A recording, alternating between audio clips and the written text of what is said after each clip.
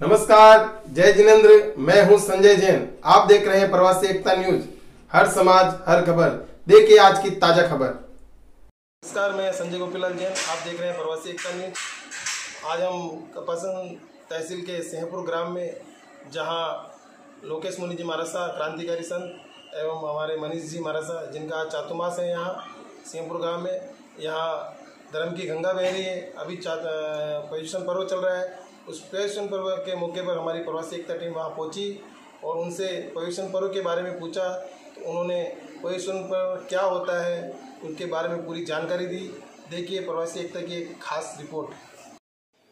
बाबूजी, जो पर्युषण पर्व मनाया जाता है, इसका क्या उद्देश्य रहता है और ये पर्युषण पर्व अभी क्यों मनाया जाता है? आषाढ़ी पूर्णिमा से आरा परिवर्तित होता है और अभी जैसे 5वां आरा चल रहा है, फिर छठा आरा आएगा। छठे आरे के बाद में फिर छठे आरे के समान ही पहला आरा आएगा, जो 42,000 वर्ष का होगा। उसके बाद में फिर 7-7 दिन की अलग अलग तरह की वर्षा होगी। तो आषाढ़ी पूर्णिमा से चातुर्मास का आगाज माना जाता है और 7-7 दिन गिने 7 तरह की वर्षा। तो लगभग संवत्सरी जब आती है तो 49 दिवस या 50 दिवस चातुर्मास काल के व्यतीत हो चुके होते हैं। तो इन दिनों में अलग अलग 7-7 दिनों की वर्षा होगी, तब जाकर के ये धरती वापस अन्न उपजाने लगेगी। उस समय में छठे आरे में जब मांसाहार का प्रचलन बढ़ेगा और वापस उधर छठे आरे के समान ही पहले आरे में जब मांसाहार का प्रचलन बढ़ेगा, उसके बाद में दूसरा आरा जो लगेगा, तब जाकर के ये 7 तरह की बारिश होकर के अन्न धरती उपजाऊ होगी, जिससे अन्न उपजेगा और अन्न उपजने के कारण फिर मांसाहार का प्रतिबंधित होकर के फिर वापस पुनः शाकाहारी का प्रादुर्भाव होगा। इसलिए हम ये पर्व इसी दिन अर्थात भादवे महीने में ही मनाए जाते हैं। और इसको मनाने का मेन उद्देश्य वैसे भी देखें तो श्रावण महीने में बारिश की वजह से कई प्रकार के जीव जंतु नए पैदा होते हैं और उसमें फिर इधर उधर गमनागमन से भी उनके जान और माल की हानि का खतरा रहता है। इसलिए उन जीवों को अभय दान देने के हेतु इस वजह से भी क्या है, ये पर्वाधिराज पर्व पर्युषण भादवे महीने में मनाए जाते हैं। और आज की युवा पीढ़ी जो है, उन्हें इस चीज़ को समझने की नितांत आवश्यकता है, क्योंकि ये दिवस विशेष होते हैं जब हम धर्म आराधन कर सकते हैं। ये इस तरह का मौसम होता है कि न अधिक गर्मी होती और न अधिक सर्दी होती, क्योंकि बारिश का मौसम होने के बाद में पूरी धरती जो है सुहावनी लगने लगती है। हर तरफ हरियाली हरियाली नज़र आती है, जिसकी वजह से थोड़ी ठंडक भी वातावरण में रहती है, नमी रहती है। इस वजह से जो तपस्या आदि होती है वो भी आसानी से हो सकती है। और युवा पीढ़ी के लिए जो पर्व है, ये संदेश लेकर के आते हैं कि युवा पीढ़ी धर्म से जुड़ कर के, क्योंकि वैसे तो देखो तो आजकल की युवा पीढ़ी वैसे तो धर्म स्थान से दूर होती जा रही है।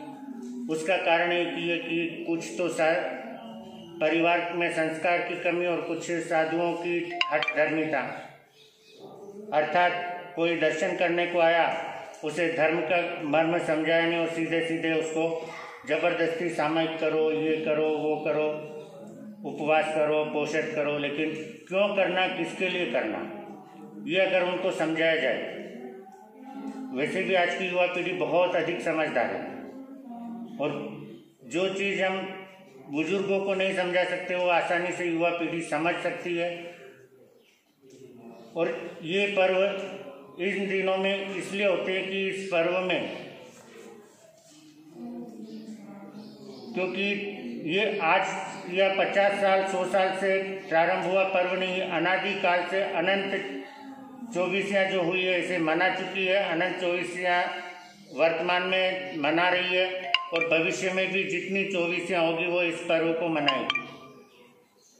पर्युषण पर्व के माध्यम से युवा को संत की निकटता मिले इसलिए संतों को भी थोड़ा समय अपना युवाओं को देना चाहिए, उन्हें धर्म का मर्म समझाना चाहिए। यदि आज का युवा धर्म को समझ गया, धर्म कोई जबरदस्ती कराने की वस्तु नहीं है, धर्म समझा करके, और जब सामने वाले के समझ में आएगा तो वो अपने आप धर्म करने लगेगा।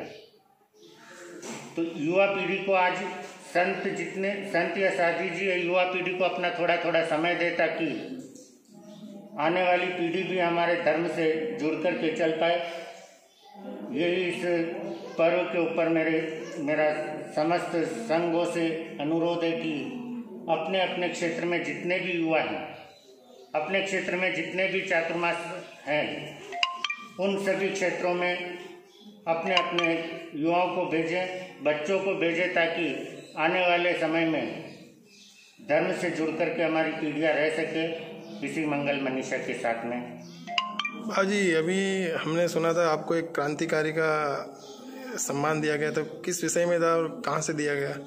ये क्रांतिकारी का जो सम्मान मुझे मिला था सन 2015 का, जब चातुर्मास मेरा सवाई माधोपुर में था, उस समय अजमेर समर्पण साधकों द्वारा ये सम्मान मुझे दिया गया, क्योंकि जब हमारा प्रवास अजमेर तरफ था उस समय कुछ समर्पण के साधक मेरे संपर्क में आए थे, और मैंने उन्हें जैन समाज क्या कहता है, जैन संस्कृति क्या कहती है, जैनों की शिक्षा क्या है, ये सारा जब उनको बताया और उनको साधुओं के चर्या के बारे में बताया, और उनको बताया कि आप किस तरह से साधु को आहार दान दे सकते हैं, वो सब चीज़ समझ करके, क्योंकि अजैनों को हमने जैन धर्म से जोड़ा, इसी से उन्होंने हर्षित होकर कि ये जो है मुझे दिया है। और ये सन 2015 में मुझे मिला था, और 2018 से मैंने अपने नाम के आगे ये क्रांतिकारी शब्द लगाना शुरू किया। और अभी जो 8 दिन का जो पर्युषण पर्व होगा, उसमें क्या क्या गतिविधियाँ रहेगी, और आप सिंहपुर ग्राम में आप चातुर्मास कर रहे हैं, और समाज के लिए क्या आपका संदेश रहेगा 8 दिनों के लिए? 8 दिन में सवेरे प्रार्थना का कार्यक्रम रहता है, तत्पश्चात 8:15 बजे से अंतकृत दशा सूत्र का वाचन होता है, बाद में प्रवचन होता है जो लगभग 8 बजे से लेकर के 10 सवा 10 बजे तक चलता है, और उसके बाद में फिर दोपहर के समय में कल्प सूत्र का वाचन होता है। इन 8 दिनों में प्रतिक्रमण का भी विशेष महत्व है, तो प्रतिक्रमण करने के लिए भी श्रावक श्राविका उपस्थित होते हैं। और सिंहपुर में वैसे ग्रामीण क्षेत्र है, और मैं ग्रामीण क्षेत्रों को ही ज़्यादा पसंद करता हूँ, क्योंकि ग्रामीण क्षेत्रों में जितना धर्म ध्यान जैनियों में होता है, उतना ही जैनेतर समाज भी जुड़ कर के चलता है। इसलिए, और वैसे भी देखा जाए तो आज के जो कहना तो नहीं चाहिए, लेकिन अधिकतर साधु साधी हाईवे टू हाईवे चलने का प्रयास करते हैं, तो उससे छोटे छोटे जो गांव होते हैं जिनमें ललक ज़्यादा होती है, उस वजह से उनको अंतराय पड़ती है कि हम हाईवे होकर के निकल जाते हैं। यदि छोटे छोटे क्षेत्रों को हम फरसते हुए निकले तो वहाँ पर भी धर्म की बहुत जाओ जलाली हो सकती है। दूसरा, गांव में अपन विचरण करते तो एक तो गांव की हवा अभी तक शुद्ध है, शुद्ध हवा होने के कारण साधना भी अच्छी तरह से हो सकती है। दूसरा, जैन समाज के अलावा जैनेतर समाज में भी जैन धर्म की शिक्षाओं पहुंचती है, तो उनमें भी जैन समाज के प्रति सम्मान की भावना होती है। इसलिए ज़्यादातर ग्राम में विचरण करते रहना चाहिए, ताकि हमारा स्वास्थ्य भी सही रहे और गाँव में भी जोत जलती चली जाए। और जी, एक आपको क्रांतिकारी संत के हिसाब से अभी जो अनूप मंडल का जो एक मामला चला जैन समाज के, वो जैन संतों के ऊपर हमला करते थे, उनके बारे में आप क्या कहेंगे? अनूप मंडल का जो चल रहा है, मेरी कल्पेश भाई सिंघवी से भी समय समय पर बात होती रहती है, और यहाँ चातुर्मास के दरमियान भी मैंने यहाँ के जो ASI है मीना जी, उनको बुला करके सारी स्थिति उनके सामने रखी थी। उन्होंने मुझे आश्वासन दिया है कि महाराज साहब, इस तरह से आसपास के क्षेत्रों में, मैंने कहा आसपास के क्षेत्रों में ये अनुपमंडल नहीं है, लेकिन क्योंकि इस अनुपमंडल ने समस्त जैन समाज के ऊपर ही नहीं अपितु सनातन धर्म के ऊपर भी प्रहार किया है, तो इस कारण से इस अनुपमंडल का तो वैसे तो पूर्व में प्रतिबंधित हो चुका है, लेकिन सरकार से मैं पुनः अनुरोध करूंगा कि वोटों की राजनीति ना करते हुए भारतीय संस्कृति को अक्षुण्ण रखने के लिए ऐसे इस तरह के मंडल को बंडल बना करके कहीं और पहुंचा दिया जाए, ताकि जो हमारा देश है ये देश किसी एक व्यक्ति विशेष का नहीं है, ये समस्त धर्मों को लेकर के चलने वाला तक। विशेष करके यदि देखें, अनुपमंडल ने न सिर्फ जैन पर बल्कि रामायण और महाभारत जैसे महान ग्रंथों को भी इन्होंने झूठा ठहराया, वेदों के ऊपर भी इन्होंने आक्षेप लगाए हैं। तो ऐसे मंडल पर जहाँ देश को तोड़ने की बात होती हो, ऐसे मंडलों का बहिष्कार करना और उस पर पूर्णतया प्रतिबंध लगे, और इनकी जो पुस्तक है उस पुस्तक पर पहले भी बैन लगा हुआ है, लेकिन बैन होने के बावजूद भी सरेआम इसकी प्रतियां जो निकाली जा रही, मतलब वितरित की जा रही है। स्थानीय प्रशासन अपने क्षेत्र में विशेष ध्यान देकर के इस तरह के जो काम हो रहे हैं जो नहीं होने चाहिए, उन पर अपनी तरफ से कार्रवाई करने की चेष्टा करें, यही मैं कहना चाहूँगा। और अनुपमंडल को पूर्णतया बैन करें, क्योंकि इससे न सिर्फ जैन धर्म बल्कि भारतीय संस्कृति भी खतरे में पड़ी हुई है। और जब अपने चैनल के श्रोताओं को अगर आप कोई गीत के जरिए या कविता के जरिए कुछ संदेश देना चाहेंगे? 3 बार भोजन भजन एक बार, 3 बार भोजन भजन एक बार, उसमें भी आते हैं झंझट हजार। ओए 3 बार भोजन भजन एक बार, उसमें भी आते हैं झंझट हजार। जी करता स्थानक जाऊं गुरुवाणी सुन लूं,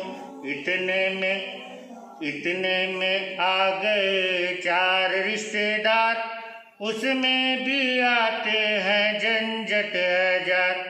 3 बार भोजन भजन एक बार, उसमें भी आते हैं झंझट हजार।